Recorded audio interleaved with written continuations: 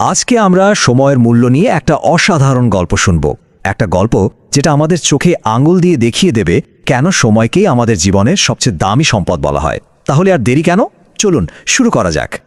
আচ্ছা, আমাদের মধ্যে এমন কে আছে বলুন তো, যার কোনো গুরুত্বপূর্ণ কাজ পরে করব বলে ফেলে রাখার অভ্যাস নেই? প্রায় সবারই, তাই না? মনে হয় আরে এখনো তো অনেক সময় আছে, ঠিক করে নেব।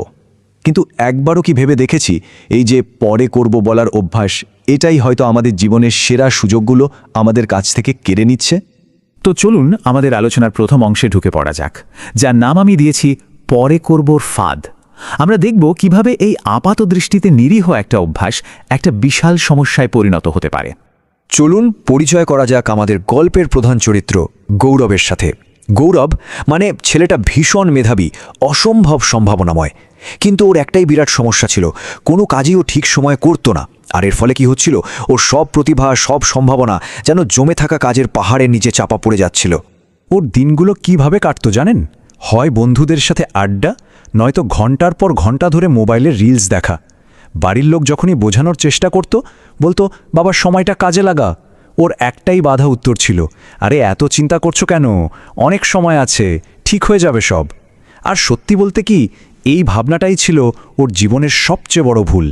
এর ফল যা হওয়ার ঠিক তাই হলো। দেখতে দেখতে ওর বন্ধুরা সব জীবনে এগিয়ে যেতে শুরু করলো, আর গৌরব শুধু পিছিয়েই পড়তে লাগলো।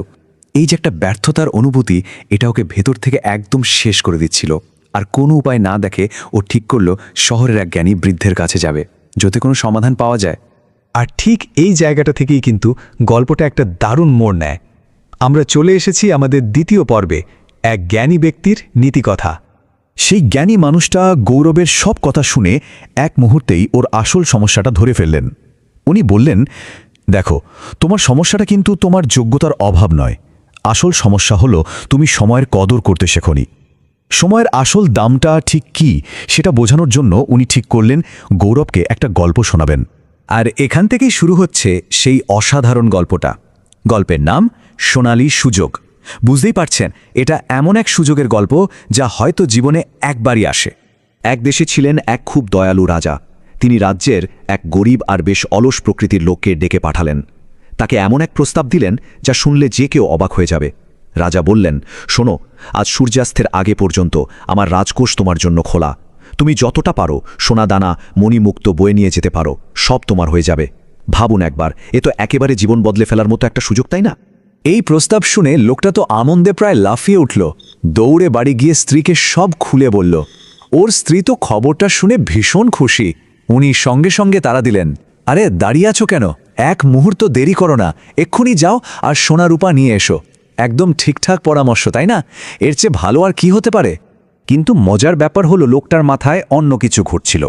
ও ভাবল, আরে এত তাড়া কিসের, আগে আরাম করে পেট পুড়ে খাই, তারপর তো যাওয়া যাবেই। তো সে খেলো। খাওয়ার পর স্বাভাবিকভাবেই ওর ঘুম পেল। ও আবার ভাবল, একটু ঘুমিয়ে নি, এখনও তো অনেক সময় বাকি আছে। কিন্তু সেই একটু ঘুম যে কখন 2 ঘন্টা হয়ে গেল সে টেরও পেল না। ঘুম থেকে উঠে দেখল বাইরে বেশ গরম, তাই গাছের ছায়ায় একটু জিরিয়ে নিতে গেল, আর সেখানেও ঘুমিয়ে পড়ল আরও 4 ঘন্টার জন্য। প্রত্যেকবারই ওর মনে হয়েছে ওর হাতে যেন অফুরন্ত সময় আছে। আর এরপরেই আমরা গল্পের সেই চরম মুহূর্তে চলে এলাম। আমাদের এই পর্বের নাম বিলম্বের মূল্য। চলুন দেখি এই যে একটু একটু করে দেরি করা, তার ফলটা ঠিক কতটা মারাত্মক হতে পারে। যখন শেষ পর্যন্ত ওর ঘুম ভাঙল, ও তাকিয়ে দেখল আকাশ লাল হয়ে গেছে, সূর্য প্রায় ডোবার মুখে।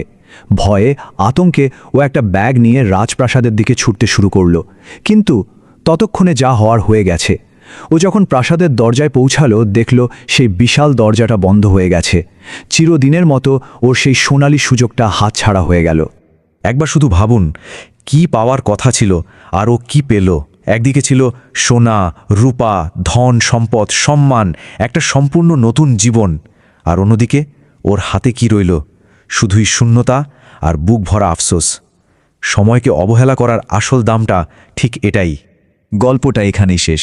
আর এই গল্পের সাথে সাথে আমরাও আমাদের আলোচনার একদম শেষ পর্বে চলে এসেছি, সময়ের আসল মূল্য।